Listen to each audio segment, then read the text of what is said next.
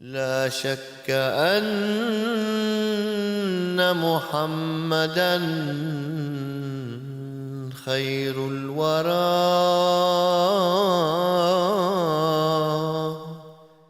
ريق الكرام ونخبة الأعيان. أشهد أن لا إله إلا الله وحده لا شريك له وأشهد أن محمدًا عبده ورسوله.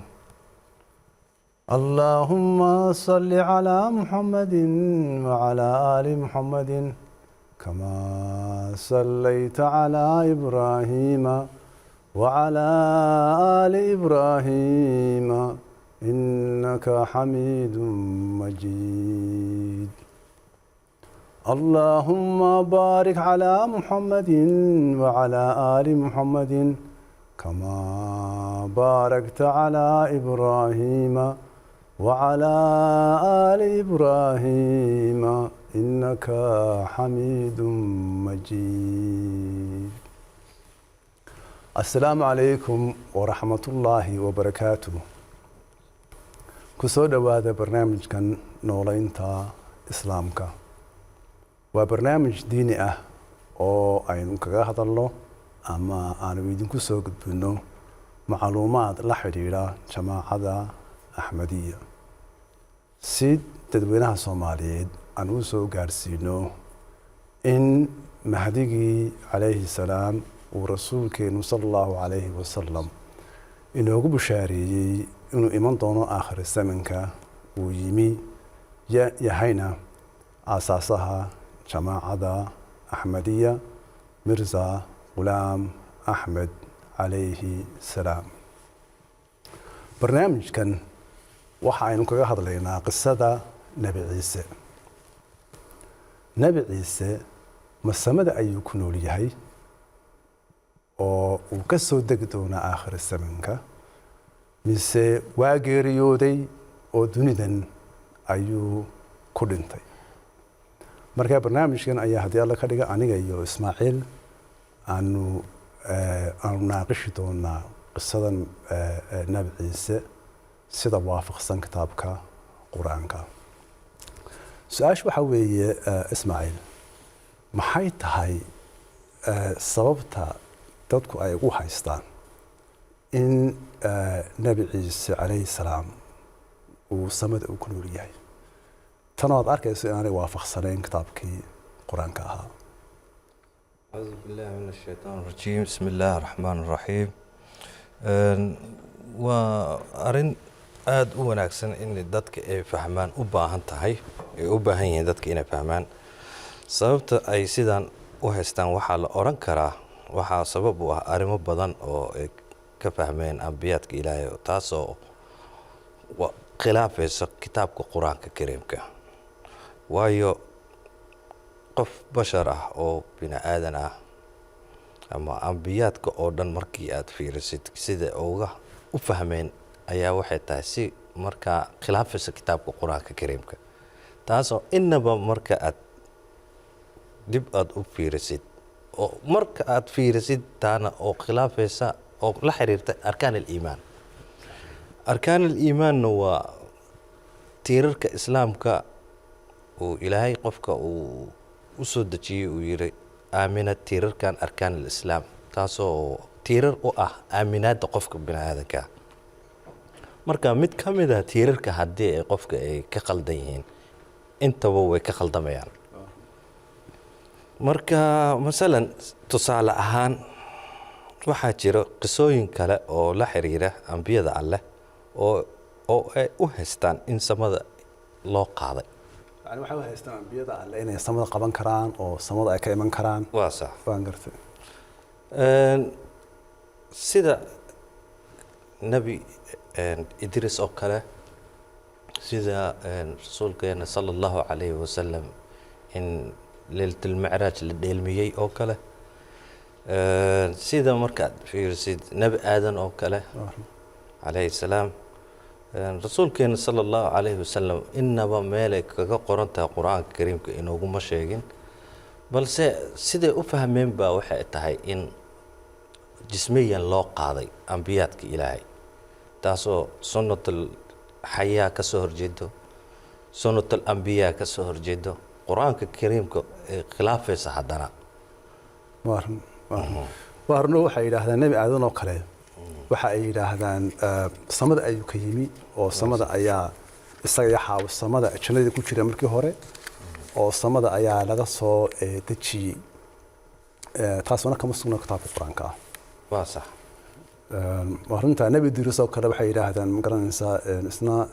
samada ayaa loo qaaday. waa sax. meel ay kaga qoran tahay qaadistu waxay u fahmeen jismiyan in la qaaday, jismiyanna qof lama qaadin. qofku sida ilaahay qur-aanka inoogu sheegay waa ruuxdiisa qofka ama maqaam sare qofka la gaarsiiyaa, oo siduu ambiyaadka ilaahay oo inoogu sheegay qur-aanka kariimka. waayo ambiyaadku waa bashar, waa bini aadan, waa qof nool oo insaan ah oo bashar ah. runtii markaad fiirisay dadku sida inta badankooda u fahmeen, sida u fahmeen ayaa waxay tahay si inaba qur-aanka khilaafaysa, inaba aan qur-aanka waafaqayninba. waaran waxaa weeye waxaa sanimka uu Ismaaciil inoo sheegay waxaa weeye fahamka ah in ambiyada alle ay samada qaban karaan oo ay samada ka soo degaan ayaa waxay xoojinaysaa inay aamini karaan. waa saas. oo ay aaminaan markaa nabi ciisana uu samada ku nool in uu samada qaban karo. oo ma garanaysaa in fahamkii muxuu ahaa fahamkan ambiyada kale ay u haystaan in samada ama ay ka yimaadaan ama samada loo qaado ayaa wuxuu keenayaa inay u qaataan nabi ciisana sidoo kale in uu samada ku nool yahay. taas markaa ma waafaqsanaa kitaabka qur-aanka ah. waxaa ka sugan kitaabka qur-aanka ah in ambiyada alle aanay samada qaban karin, in aan samada loo qaadin, in aanay samada ka soo degin. waxaa weeye ambiyada alle ilaa nebi aadan ilaa rasuulkeena Muxamed sallallahu calayhi wasallam dhammaantood waxa ay ka dhex dhashaan dadka loo soo diro. haddii aad eegto kitaabka qur-aanka ah waxaa weeye kitaabku waxa uu burinayaa in xitaa in qof muxuu ahaa bashari uu samada qaban karaba. waa saas. waa saas. markii kufaarta ay warsadeen rasuulkeena sallallahu calayhi wasallam ee ay yidhaahdeen kuma rumaynayno ilaa aad samad qabato, weliba annagoo ku arkayna aad kala soo degto kitaab. haddaad eegto aayadda uu alla yidhi ugu jawaab waxaa ku cadaanaysaa in qof bashar oo samada qaban karaa ama samada ka iman karaa aanu jirin. ambiyada allena waxa weeye waa bashar weeye. marka haddaan imka aayadda aan idin akhriyo acuudu billaahi min ashaytaani arajiim qul subxaana rabbii hal kuntu ilaa basharan rasuula. waxa weeye waa suuradda bani israa'iil aayadda 94. markan ay kufaartu yidhaahdeen rasuulkeena sala allahu calayhi wasalam samada qabo oo ka soo deg adigoo kitaab sita, ayaa alla ku yidhi ku dheh waxaan ahay bashar baan ahay, bashar rasuul ah. macnuhu waxa weeye bashar rasuul ahi samada ma qaban karo, kama soo degi karo, kama iman karo. markaa sidee loo odhan karaa nabi ciise ayaa markaa samada ama qabtay ama samada ka soo degaya? waa su-aal wanaagsan in la isweydiiyo ee dadka inay fahmaan loo baahan yahay. su-aasha marka aayadda qur-aanku waxay caddaynaysaa in uu nabi maxamed sala allahu calayhi wasalam rasuulkeena maxamed mustafa sala allahu calayhi wasalam uu bashar ahaa, basharna uusan samada aadi karin, loo qaadi karin, uusan qaban karin. marka ciise calayhi salaatu wasalaam ayaa waxay noqonaysaa isagu soo bashar ma aha. sida hadda markaad fiirisid qolooyinkan muslimka ahayn oo masiixiyadda ah, markii dadka la doodaya muslimiintu waxay dhahaan haye maxamed sallallahu calayhi wasallam wuxuu ahaa bashar, waa ka wuxuu yiri bashar baan ahay, ma aadi karo samada oo ma qaban karo, leemana qaadi karo. marka maxay noqonaysaa marka ciise markaa su-aasha waxay ku soo noqonaysaa inta samada geysatay oo tiri xaggaas uu ku nool yahayba taasoo marka nabi ciise calayhi salaatu wasalaam macnaheedu ayaa waxay noqonaysaa bashar ma aha taasoo markaa xoojinaysa caqiidada masiixiyadda inaba qur-aanka ilaahay subxaana wa tacaala inoogu sheegin uu yiri basharku nebiyadu waa bashar waa insaan waa bini aadam cuntay cunaan way cabaan way seexdaan xayaatada nolosha jirkooda waxay waafaqaysaa marka cuntada ay cunayaan waayo cuntada ay cunayaan ayaa waxaa u baahan jirkan adduunyada aan maanta ku nool yahay in raashin uu cuno in uu seexdo marka runtii waa su-aal wanaagsan dadka inay si fiican ay u fahmaan u baahan yihiin aad iyo aad waa haddii la yidhaahdo nabi ciise haddii saad sheegtay haddii la yidhahdo nabi ciise samada ayuu ku nool yahay waa runtaa wey waxay noqonaysaa markaa ma ahayn bashar markaa ma ahayn bay noqonaysaa waa saas taasuna saad sheegtay waxay xoojinaysaa caqiidada masiixiyadda oo iyagu waxay leeyihiin waxa waa in ilaah buu ahaa yani sababta uu ugu nool yahay meel aan bashar kale aanu ku noolayn waxa weeye wuxuu ahaa ma ahayn bashar weeye waxa weeye waa in ilaah weeye marka waxay xoojinaysaa masiixiyadii bay xoojinaysaa waa run waa wax aad iyo aad ilaahay oran subxaana wa tacaala meelay qur-aanka kaga sugan tahay ma laha ma jirto waa wax ayaga la yimaadeen waa caqiidada masiixiyadda waxay ku dhisan tahay kitaabka qur-aankana kuma qornaba waayo basharku wuu dhintaa ambiyaadkao dhan waa bashar meesha geeyeen masiixiyadda ee geysay ma aha wax kitaabka qur-aanka ku qoran tahay waa run waxa weeye haddii la yidhaahdo muxuu ahaa haddii la yidhahdo nabi ciise samada ku nool yahay waa in lagu celceliyaa ereygaas dadku say u fahmaan waxay xoojinaysaa masiixiyadda iyo xoojinaysaa waxa weeye taasoo aan waafaqsanayn diinta islaamka aan waafaqsanayn kitaabka qur-aanka aan waafaqsanayn waxaa marka iyana jirta aayad kale oo ay dadku culimmadu ay u daliishadaan in nabi ciise samada loo qaaday oo waxay yidhaahdaan waa aayad ay yidhaahdaan muxuu ahaa waxay caddaynaysaa in nabi ciise samada uu ku nool yahay waxa ay yidhaahdaan bal rafacahu llaahu ilayhi macnaheedu waxa weeye nabi ciise samada ayaa loo qaaday waa su-aal wanaagsan taana dadka in ay aada u fahmaan ee ugu baahan yihiin wadaadada qaar marka dadka u sharxayaan rafacadan ayay daliishadaan rafacadunu ma aha qaadistu macnaha jismiyan qofka in la qaadayo waa maqaam ilaahay uu gaarsiiyey qofka ama maqaam darajo ah marka waxa weeye ambiyada alle waa sax kulligood ayaa marfuuca ambiyada alle oo dhan baa marfuuca qofka xataa wuxuu ku duceystaaba yani in markuu salaada uu tukanayo qofka qof walba oo muslim ah uu ku duceystaa in ilaahay uu kor u qaado marka haddii masalan aynu akhreen aayaddan aayadda ay u daliishadaan aayad baa jirta ay u daliishadaan oo ay yidhaahdaan marka ay rabaan dadka inay yidhaahdaan nabi ciise samada ayuu ku nool yahay aayad bay u daliishadaan oo yidhahdaan aayadda waa tan in nabi ciise samada loo qaaday aayaddii baan idiin akhriyayaa kabacdina aayad aynu naaqishaynaa sad u ogaataan oo aragtaan aayaddanu marna inaan muxuu ahaa aanay alle inoo sheegin ama macnaha laga fahmi karaa marna inaanu ahayn in nabi ciise samada loo qaaday maxaa ilaahay yidhi acuudu billahi min ashaytaani rajiim وبكفرهم وقولهم على مريم بهتانا عظيما وقولهم إنا قتلنا المسيح عيسى بن مريم رسول الله وما قتلوه وما سلبوه ولكن شبه لهم وإن الذين اختلفوا فيه لفي شك منه ما لهم به من علم إلا اتباع الظن وما قتلوه يقينا بل رفعه الله إليه وكان الله عزيزا حكيما وآيات محوية وسورة النساء آيات بقول كنتن إيه سديد بقول كنتن إيه سجال marka aayaddan waxa ay ka fahmaan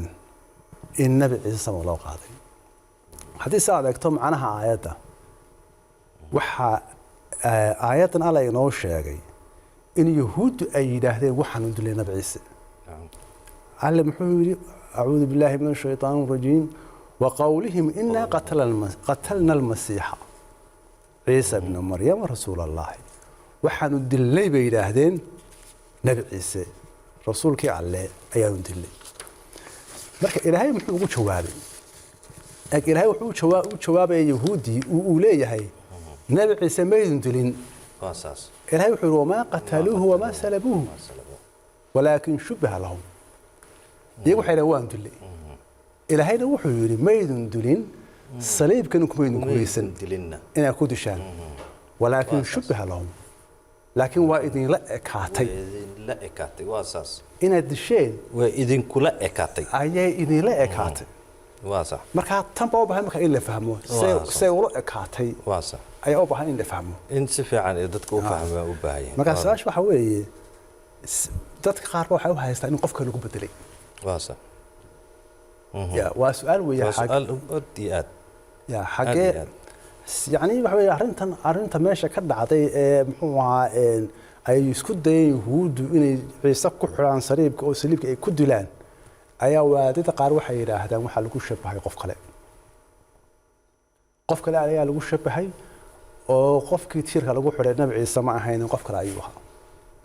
قف كلا أيها الدلي نبي عيسى أنت إلى هاي ملاعق وصدري أو أي قاعدين يا كوريا كتير سقف كلا فري أو سماه قاعدين marka macnaha shubbiha lahum yaa way ula ekaatay ayaga oo la ekaatay horta isku ku xirida qof in lagu xiray saliibka liskuma diidana aan gartay way dadku ilaa qof waxay leeyihiin qof baa lagu xiray meesha laakiin waxay leeyihiin qofka lagu xiray ma ahan nabi ciise calayhi salaatu wasalaam kaasoo qof lagu bedelay shubbihadu marka xagaas ay ka soo galiyeen aan gartay taas inaba khilaafaysa kitaabka quraanka waayo qofkan xagee uu ka yimid sidee shubhada sidaas ay shubhada marka saa loo fasiro aayaad fara badan oo kitaabka ay khilaafaysa marka su'aasha marka waxay tahay in la fahmo qofka lagu xiray nabi ciise ayuu ahaa sababta loogu xirayna waxay ahayd in yahuud tiray waxaan dilnay masiixi ibn maryam rasuulkii ilaahay ciise ibn maryam marka dilitaankii meesan ku guuleysan saliibkii waa lagu xiray kumuusan dhiman laakiin ujeedada saliibka loogu xiray ayaa waxay tahay in meesha lagu dilo oo ilaahay malcuun buu ahaa okay saliibka qofka marka lagu xiro uu saliibka ku dhinto waxaa la yiraahdaa salabuhu laakiin ma salabuhu ayaa meesha soo gashay taasoo meesan ku dilin saliibka yani kuma guuleysan inay ku dilaan saliibkii waa sidaas way isku dayeen inay ku dilaan laakiin kuma guuleysan inay ku dilaan laakiin kumaysan guuleysan inay ku dilaan sax walaakin shubbiha lahum ayaga oo la ekaatay dadkii daawanayay ayay waxa oo la ekaatay markuu miir beelay oo uu suulay oo xanuunkii faraha badnaa meesha ku qabsaday in uu meesha ku geeriyooday ayay oo la ekaatay iyaga dadkii daawanayay ugu muuqatay yahuudi dadkii muxuu ahaa rabay muxuu ahaa inay ku dilaan sariibka nabi ciise oo ay yiraahdaan malcuun weeye ilaahay ma soo dirin ayaa xanuunkii faraha badnaa markuu suulay waxa uu ugu muuqday iyagii wuxuu ula ekaaday inuu meesha ku dilay qofka meesha lagu xiray calayhi salaam nabi ciise ayuu ahaa calayhi salaam dadkii ku xiray ee rabay inay yiraahdaan malcuun weeye ayuu wuxuu ugu muuqday inay meesha inay ku dileen saliib ku dileen waana ilaahay burinayo waa saas ilaahay wama qataluuhu wama salabuuhu maydun dilin kumaynan guuleysan inay ku dishaan saliibkii waa sax waan gartay marka waxa weeye qofka wax cad quraanka ka cad qofka lagu xiray meesha yaqiinna kumaysan hadana yaqiinna ilaahay subhanahu wa ta'ala uu ka hadlayaa waxa weeye ilaahay wuxuu yiri wama qataluuhu yaqiina يعني waxa weeye ilaahay wuxuu xaq hore burinaya wama qataluhu wama salabuhu baydin dirin saliibkana kuma dhiman marka say ilaahay aayad inta dhaxo wuxuu sharxaya wuxuu meesha ka dhacay iyo say ugu moodeen muxuu ahaa u moodeen inuu dhintay waa sax halka u dambaysan ilaahay wuxuu burinayaa diristii waleeyahay wama qataluhu yaqiinan yani waxa weeye sinaba naam uma dirin nabi ciise maxaa marka aayada markii ilaahay buriyay muxuu ahaa hadalkoodii ahaa inaa qatalana masiixa waxaan dilay nabi ciise oo ay rabeen inay yiraahdaan waa malcuun ilaahay markuu aayada ku soo xiray wama qataluhu yaqiinan yani sinaba uma dilin ayaa ilaahay wuxuu yiri barrafacahu allah ilayhi waa sax ilaahay baa kor u qaaday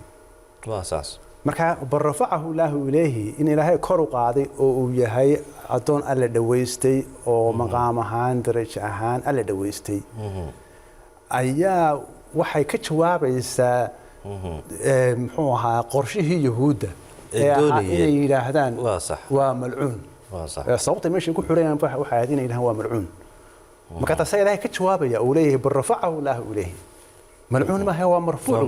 وحوي وأدون على دويستي والنبي الله وحوي محوها درجة هان مقام هان وحوي من الله كارو قاضي أساس مد كلا إن الله محوها وقرشية إن أنا كل من سليك أنا كل من قرآن كانوا شيئا وآيات كلا الله وحيودي أعوذ بالله من الشيطان الرجيم ومكروا ومكر الله والله خير الماكرين وسورة وحوية آل عمران آيات كنتن إيا شناد آيات نفرسو ألا وحوله قرشة لكن وقرشان دا يهود أي ربيني كد لان وحنا بعيسى النبي إلهي صدر الرسول إلهي نعم واضح مرك على نحوله قرشة هينا ومكر الله وحوية قرشها يهود أي قرشة لكن يهود أي لكن إلهينا قرشو لكن إنه كبت بعد يصريب كإيا مقرن إنسان iyo dhagartan ay muxuu ahaa ay la rabeen muxuu ahaa nabi ciise wallahu khayru ma karim waxa qorshihii ilaahay baatee mar walba kaasa fula socda shaqeeya sax weeye mar walba qorshaha ilaahay baa fulaya marka ilaahay uu ka badbaadiyay nabi ciise sariifkii kuma dhiman quraankan wuxuu noo sheegay in aanu malcuun ahayn ee marfuuc yahay barrafacahu allah ilayhi aayada marka si akhridana marka halka u dambeysay ilaahay wuxuu leeyahay wama qataluhu yaqiinan sina uma dilinba waa sax marka aayadan maxaa laga fahmaya waxa weeye in qorshihii yuhuudda ee ahaa nabi ciise inay ku dilaan sariibku aanu guulaysan waa saas aayadu ma laha nabi ciise samada loo qaaday ilaahay wuxuu qorshihii yuhuudda burinaya waa saas oo uu leeyahay ma idin dilin malcuun ma aha wama qataluuhu yaqiinan markaasa ilaahay leeyahay barrafacahu allah ilayhi rafaca allah ilayhi ilaahay baa dhaweystay marka wadaadada ku macneeya aayaddan waxay caddaynaysaa in nabi ciise samada loo qaaday soo la weydiiyo markaa maaha waa su'aal xagee alla ku yidhi nabi ciise samada loo qaaday xagee aayaddan ku caddaynaysaa in nabi ciise samada loo qaaday alle wuxuu burinayaa qowlka yahuudda uu leeyahay nabi ciise maydin dilin wamaa qataluuhu wamaa salabuuhu alle wuxuu leeyahay wamaa qataluuhu yaqiinan alle wuxuu leeyahay bal rafacahu illaahu ilayhi marka xagee ka imanaysaa muxuu ahaa dooda ah muxuu ahaa ama fahamka ah nabi ciise samada loo qaaday quraanka ma sugna aayaduna ma laha nabi ciise samada loo qaaday alle wuxuu burinayaa qorshihii yuhuudda burinaya marka haddaad inkasna aan ku noqono arrinta muxuu ahaa wixii ka dhacay meesha waxaa ilaahay yidhi acuudu billaahi min ashaytaan arajiim وإن الذين اختلفوا فيه لفي شك منه ما لهم به من علم إلا اتباع الظن وما قتلوه يقينا لبعض قولي ماشي تشوغي بقى لك هذليا واضح وحوي يهودي iyo nasaaradii iyo nasaar labadii qole qabtay meesha waa sax wixii ka dhacay marka yahuud iyagu waxay yiraahdeen sidaan soo sheegnay waxay yiraahdeen waan ku dilay bay yiraahdeen oo dawa markay sariifkiga ku xireen ayaa subaxnimada markii la waayay ila waxa qaatay muxuu ahaa waxa fiidkii waxa muxuu ahaa waxa loo ogolaaday inay qaataan nabi ciise asxaabtiisii rumaysay xawaariyiinta marka subaxnimadii markii ay arki la waayay ay waayeen arki waayeen nabi ciise ayaa waxay yidhaahdeen waanu ku dilin saliibka ku dilin laakiin ma sheegi karaan haddaad disheen meeyi muxuu ahaa jirkiisii meeyi nasaaraduna waxay yidhaahdeen intuu soo noolaaday baa samada loo qaaday marka oo fiirso qisada ah nabi ciise samada loo qaaday waxay naga soo gashay xagga nasaarada waa saas ma aha kitaabka quraanka kuma jirto meel kaga maqan rasuulka calayhi salaatu wasalaam ma oran nabi ciise samada loo qaaday asxaabtii ma oran meel kama soo gasho muxuu ahaa fahamka islaamka kama soo gasho waxay naga soo gashay dhinaca nasaarada ka timid nasaarada ay naga soo gashay in nabi ciise samada loo qaaday marka aayaddan markaad eegto aayaddan marna ma sheegayso muxuu ahaa in nabi ciise samada loo qaaday ma sheegayso haddana fasiraadaasi ee baadilka ah oo oranayso samada ayuu ku nool yahay diinta islaamka iyo kitaabka quraanka uma jirto markaad kutubta aad raacdid aad fiirisid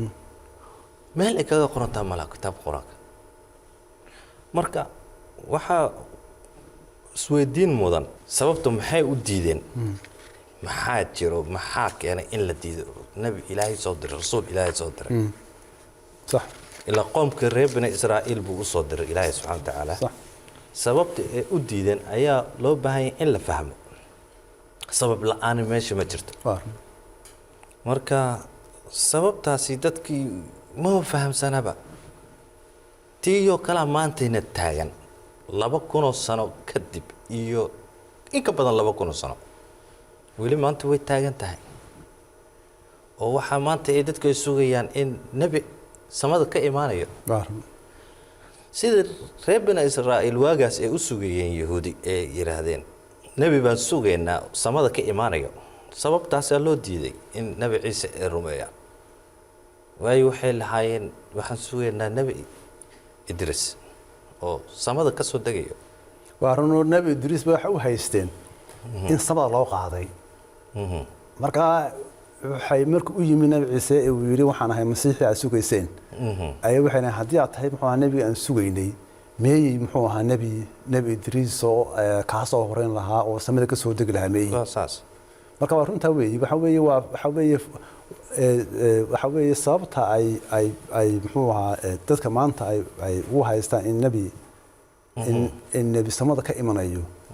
waxay la mid tahay taa ku dhacday muxuu ahaa taa ay sameeyeen kale waa ta rasuulka inoogu digayo sallallahu alayhi wasallam oo rasuulkeenu uu yiri waxa sameyn doontaa wax kasta oo yahuudi sameysay waa saas ta u weyn waxa weeye waxay beeniyeen masiixi loo soo diray ama nabiga loo soo diray waxaanay ku beeniyeen khaladka ay ka fahmeen kitaabka marka ay haysteen ay u qaateen in nabi samad ka imanayo waa wadaadada waqtigaas joogay oo yahuudi fasiraadaas u keenay oo sidaas ugu fasiray u fahmay waa sida maanta wadaadada muslimiinta ay ugu fasirayaan dadka ay ugu fasirayaan barafa'ahu allah ilayhi markay u fasirayaan waxay ugu fasiraan in nabi ciise samada Allah u qaaday waxay yiraahdeen rafa'a waxa weeye kor qaadis laakiin marka ilaahay adoon laga hadlayo Allah uu abuurtay adoon bani aadam marka laga hadlayo iyo ilaahay erga rafa'a macnihiisu mar walba waxa weeye waa maqaam waa darajo waa alla u dhawaansho weeye marka tamaanta taagan waxa weeye taa taagneed 2,000 oo sano ka hor in dadku fahmi ka kari waayaan macnaha saadaalaha ama magaranaysa muxuu ahaa macnaha aayaadka marka kitaabka marka ay haystaan in ay khalad ka fahmaan oo warinta waxa weeye yahuudi waxay ku yiraahdeen markuu u yimi nabi ciise markuu u yimi ayay waxay yiraahdeen nabigii aad sugayseen baan ay markuu ku yiri su'aal bay weydiiyeen waxay dhaheen aawo qofkii baan sugaynay idris baan sugaynay warmu soo dagay waa exactly waa tan maantii taagan warinta weeye muddo in ka badan 2,000 sano waa rasuulkan saad u sheegtay waa inooga digay way ku imaanaysaa buu yiri ummadeeda taariikhduna waa wax soo noqda waa sunnatullah sunnada ilaahayna isma bedesho mar walba way soo noqotaa mar walbana waxa khaldama waa qofka qofka way runta weey qofka ayaa khaldama ma aha diinta waxa khaldamta waa runta weey waxa weey tamaanta taagna marka waxa weey waa taas taagneed 2000 oo sano ka hor taagneed weey waxa weey sidii yahuud u beenisay nabi ciise ayaa muslimiintu maanta mahdiga u beeninaya sababtuna waa isla sababtii weey waxa weey yahuud waxay sugaysay in nabi samada ka soo dago qof bin aadin samada ka soo dago marka uu yimid wuxuu yiraahdaa adigu samad kama dhiman waxaad muxuu ahaa waxa weey waxaad ku dhaalatay dunidan baad ku dhaalatay sidoo kale ayaa mahdiga maanta mirsa qulaam maxamed alayhi salaam ay dadku u beeninayaan oo ay leeyihiin nabi ciise aan sugayno samada ka yimaada si uu noqon kartaa nabi ciise hataa marka ay ku doodayaan waadadu ay leeyihiin ay rabaan inay buriyaan masiix maxamed alayhi salaam mirsa qulaam axmed in aanu ahayn nabi ciise magac ahaan ama aanu mahdigi ahayn waabay muxuu ahaa ku dheeldheelaan waxay yiraahdeen nin kale muxuu ahaa waxaan ahay nabi ciise ayaan ahay miyuu samada ka yimi nabi ciise inuu samada ka yimaada bay ahayd waa tii yahuudi shareeto ay ku lahayd nabi ciise marka waad arkaysaan in fahamka ah in nabi ciise uu samada ku nool yahay in samada loo qaaday inuu samada ka iman doono intuba ay baadil tahay intuba aanay waafaqsanayn kitaabka quraanka ah kitaabka quraanka waxa ka sugan ambiyada alle ama adoomaha alle u soo diro in dadkiisa ay hanuuniyaan ambiyada alle dhammaan waxay ka dhashaan dadka marka loo soo diro midna samada kama iman sida Ismaaciil horena uu yirina nabi aadan samada kama iman kama soo dhicin dadkii marka loo soo diray ayuu ka dhashay asaas nabi Idriis samada looma qaadin maqaadis waxa weeye maqaamid darajo ahaan weeye rasuulkeena Muhammad sallallahu alayhi wa sallam habeenkii macraajka qof ahaan samada looma qaadin ruuxiisa ayaa ala dheelmiyay marka nabi samada ka yimaada iyo nabi samada ka soo dagaa ma jiro dadka loo soo diro ayay ka dhashaan sidaas awgeedna nabi ciise alayhi salaam samada kuma noola wuxuu ahaa rasuul loo soo diray reer banu Israa'iil markuu warkii ama dacwadii alla u soo dhiibay risaaladii alla u soo dhiibay markuu gaarsiiyay reer banu Israa'iilna dunidan buu ku dhintay marka haddii alla ka dhigo barnaamijka banu sii wadi doonaa inaanu cadeyno nabi ciise in adduunkan ku dhintay samada inaanu jirin والسلام عليكم ورحمة الله وبركاته. لا شك أن محمدًا خير الورى